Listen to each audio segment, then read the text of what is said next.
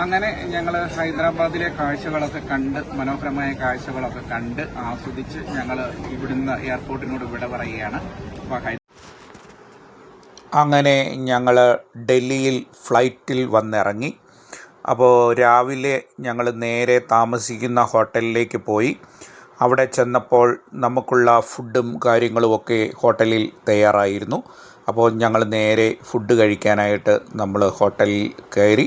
അപ്പോൾ ഡൈനിങ് ഹാളിൽ നമ്മൾ ചെന്നു, ഫുഡ് കഴിച്ചു. അപ്പോൾ റൂംസും കാര്യങ്ങളും ഒക്കെ അവിടുത്തെ പക്ക ക്ലിയറാണ്. കാരണം ഞങ്ങൾ അവിടെ ചെന്നു, ബാഗ് ലഗേജ് എല്ലാം കൊണ്ട് അവിടെ വെച്ചതിന് ശേഷമാണ് ഞങ്ങൾ നേരെ കിച്ചണിലേക്ക് വന്ന് ഫുഡ് കഴിക്കാനായിട്ട് എത്തിയത്.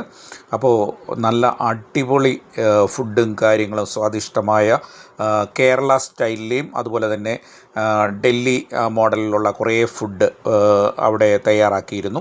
അപ്പം ഞാൻ ആദ്യമേ കുറേ നമ്മുടെ കേരള സ്റ്റൈൽ ഫുഡ് തന്നെയാണ് തിരഞ്ഞെടുത്തത്. പിന്നെ വടക്കേ ഇന്ത്യയിലെ അവിടുത്തെയൊക്കെയുള്ള ആ ഒരു ടേസ്റ്റൊക്കെ അറിയാൻ വേണ്ടിയിട്ട് ഞാൻ അവിടുത്തെ ഫുഡും ട്രൈ ചെയ്തു. എല്ലാം എനിക്കിഷ്ടപ്പെട്ടു. നല്ല അടിപൊളി ഫുഡും കാര്യങ്ങളും റൂംസും എല്ലാം ഈ ഹോട്ടലിൽ നല്ലതായിരുന്നു. ഏതായാലും ഡൽഹി യാത്ര വളരെ മനോഹരമായിരുന്നു. ഞാൻ മെയിനായിട്ട് കഴിച്ചത് ചപ്പാത്തിയും അതുപോലെ പൂരിയും ഒക്കെയാണ് എടുത്തത്. അതിൻ്റെ കൂടെ നമുക്ക് ഇഡലിയൊക്കെ ഉണ്ടായിരുന്നു. പിന്നെ നമുക്ക് ഓംലേറ്റ് അങ്ങനെയുള്ളതൊക്കെ അവർ തയ്യാറാക്കി തന്നു. ഏതായാലും അടിപൊളിയായിരുന്നു. സൂപ്പർ.